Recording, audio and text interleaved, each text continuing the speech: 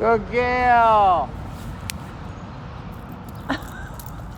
That's my darling. Wonderful. She did it. Break. Oh, you tired now? Huh? Is that all it took? That's a good dog. Let's walk up to the car now.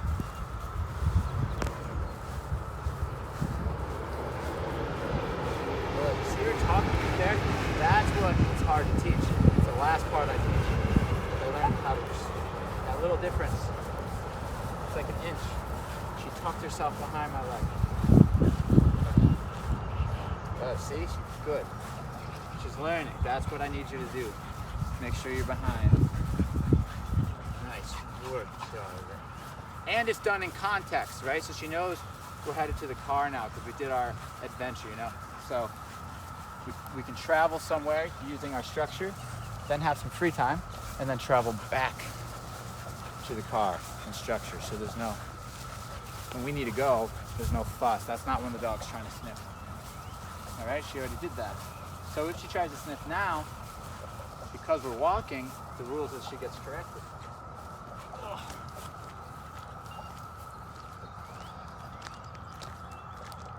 Good, and now we're gonna work on this heel position. Good girl. That's beautiful. Good girl. Nice job. Good girl. Now she's getting pulled. She's getting pulled towards the car.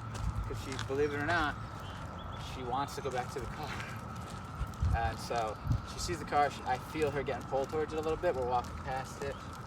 She's staying with me.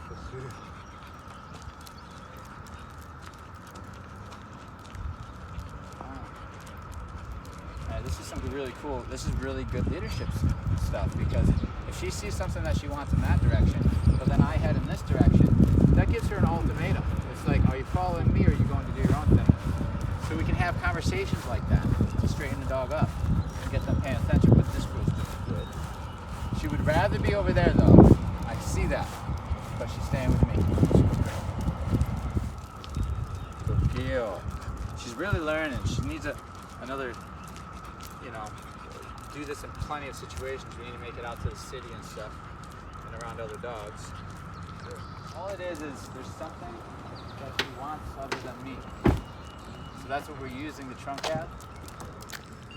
The trunk right now is just something that she wants other than my command. So you see it, the thing that she wants, that's called the trigger.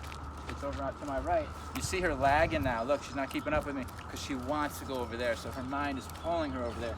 You see, in the second you open that trunk, she came around. She started trying to break the command and all the rules because I want to go over there. Now, pause, put a pin in it. Hang on. That's why dogs get sent here. They see something they want and they stop doing what they're told. That is the core problem. That is her core problem. But she has two core problems. She does not listen when she's told. She does not calm down. She doesn't have another state of mind before she came here other than crazy or sleeping, right?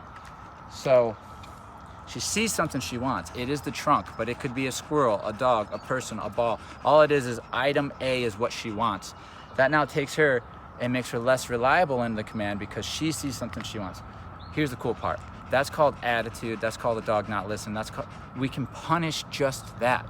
Literally, that's what we're doing this for, so that I can punish her whenever her mind starts to go and think on the thing that she wants in the environment more than she's focusing on my command, which gets her to be kind of wobbly in the command, breaking command, unreliable, you see her kind of not keeping up with me or trying to go over to the car. All that gets corrected until she doesn't think about the car anymore and she just says, fine, I'll stay with you. And then we go and do it around other things in her environment that she wants. And then she learns the conversation of when you're in command, it doesn't matter if there's something you want over there. It's not on the table, you can't do it. So then the dog stops thinking in that way. It changes the way they think. They stop thinking like that, therefore their mentality's better. Now they're just following. And so when they get fussy because there's something in the environment that triggers them, in this training, all you have to do is disagree with the correction on the e-collar, and it brings them back to the state of mind, okay, that we can work in, which is calm and compliant. Okay, let's try it again. Heel. So you had plenty of, even now it's harder for her to get in position simply because her mind is thinking about something else she wants to do. So she's taking energy from what I'm asking and she's putting it into something that she's thinking about. Now every time she does that, I'm reading her body language, and every time she does that, she gets corrected. So it's a state of mind thing too, because she does make an error with her state of mind. Right? Now watch, this is the thing she wants. I'm gonna come close to it and then dip away. Good girl. But look, she doesn't follow me though, because she wants to be over there. So why I'm bringing this up, because it doesn't look like much. Why I'm bringing this up, because those are moments that we need to disagree with. That is pulling, that is lunging, that is the bad behaviors, because it's exposing the core issue. There's something that she wants in the environment, so her attention now heads there, which means she's not showing you or me enough respect to just do what we say, which means heel. We're not going there until I say we're going there, so don't think about it, okay? So these are the exercises. When I see something in the environment I can use, we're gonna work her through it. Walk her by it, she starts to make an error, she starts to get funky upstairs, correct, walk by it again, walk by it again, walk by it again. And then finally she's like, okay, I'm staying in heel, I'm not gonna go in the car, I'm gonna stay with you. We'll walk a little while, get her a successful pass by or two, and then I'll let her go in, okay? But we're tackling this every day when it comes up, whether it's she wants to go in her kennel, she wants to go out the door to the play yard, she wants to leave the play yard to this, she wants the next thing I wanna do, but the thing is you're in a command. This is her core issue. A lot of dogs have this issue, but this is her main issue. She's not a biting dog. She's not an overly insecure, anxious dog. She's a very excited dog who doesn't know how to shift between calm states of mind when appropriate and playtime. She doesn't know how to regulate that, and she just doesn't listen to people, which means if you tell her to do something, she's not going to listen to you. If you tell her to stop doing something, she's not going to listen to you, which makes her in the category of pain in the ass to live with. Although she's beautiful, cute, and cuddly, and great temperament, she's also pain in the ass. So what we do here is we start to get rid of the pain in the ass. Start to get rid of that section of their behavior and make them more enjoyable, which simply comes down to this. They listen to their humans. That's it. The human says do, you do. If the human says don't, you don't. If you can do that, you're going to live a very successful life. If you can't do that, you're going to end up at a place like this. Right? Even the sweet ones. Because they're crazy. They're crazy and they're unmanageable, and it's like living with an animal. It's like living with a wild animal in a tamed wild animal that you can't quite control. It's crazy. Right? Good girl. All right, heel. Do you see? But hang on, pause. Put a pin in it. But look, everything about her was directed towards the thing she wants, even her body. This isn't nothing. This is conversation. So if I'm working with her, boom, that gets corrected, right? Like I would correct, and then maybe someone would say, well, why'd you correct? Because I'm reading at such a level that I pick up her, I say heel, she hears break, right? She hears, I'm going there. But then she realizes it's heel, so she puts herself in position, but all of her energy. So that right there, again, that is why she's here. Because she's not saying, I'm following you, I'm saying heel, I'm headed this way. This is the example of what every dog is struggling with. Now, it looks different. Some dogs will be pulling more. She would be pulling more if there wasn't this training that we've done already. But the mind is still saying, I have the mind of one of those dogs that end up at programs like this because I don't prioritize what the human has said. I don't prioritize what they say over top of what my own little brain desires. Okay?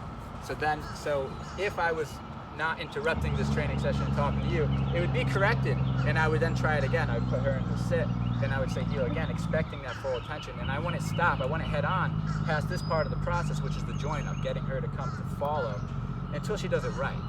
So be good. Now the attention's more on me. Let's see what she does. This is good, okay? Heel. Good. Good. I like that.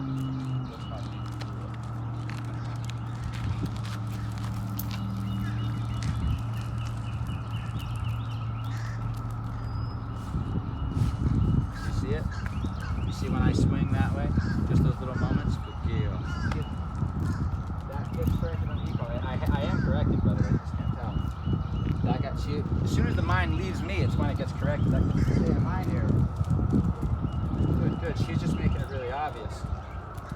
Right now, it's the trunk. Again, if you're just, if you're new to this is a trigger. there's two types of triggers we concern ourselves with. One, that attracts the dog to it because they want it. The other type of trigger will get the dog to flee because they're afraid of it. We use both. We don't want them, while they're in their command, to be running away because they're afraid, because that's unreliable, or running away because they want to go up to something. Those are the two reasons why the dog leaves you. Okay? So this is a trigger that the dog wants. So she wants to go to it, not away from it. She wants to go to it. So I'm simply using a trigger. I know it's a trunk, but it could be a dog, it could be a squirrel. It is the same freaking conversation, just different levels of intensity depending on how bad the dog wants the thing.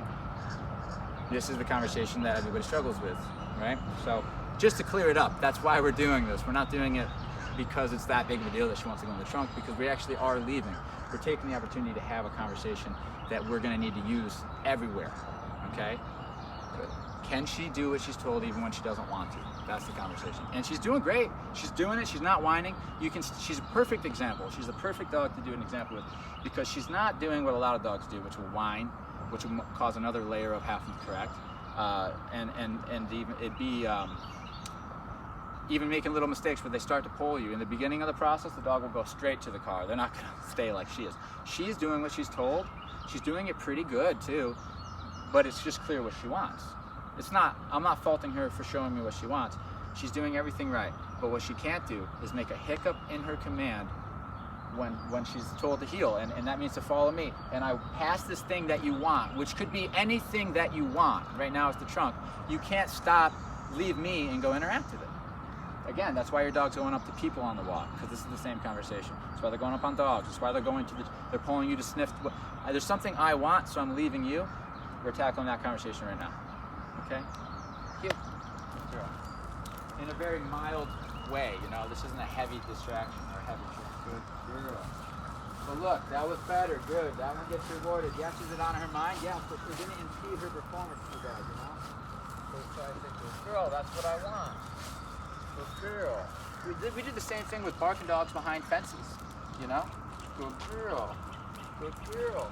And I like that pass by because she didn't come and wrap around or anything. She's staying in that position. Good girl. Sit.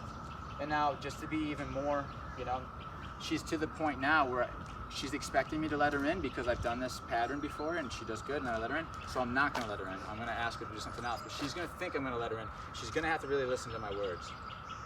Olive. Down. Good girl. Good girl. Down. See? I'm doing it on purpose because she's expecting me to say something that I'm not saying. So that's in her head. She's anticipating something. That's not what we want. We want a dog who's listening, always, not anticipating. Down.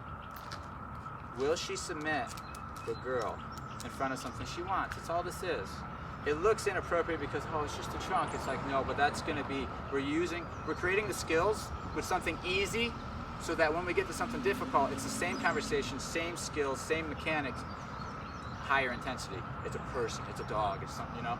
So we're using this to teach the conversation, okay? Good girl. Olive. Place. Good girl. And she did wonderful.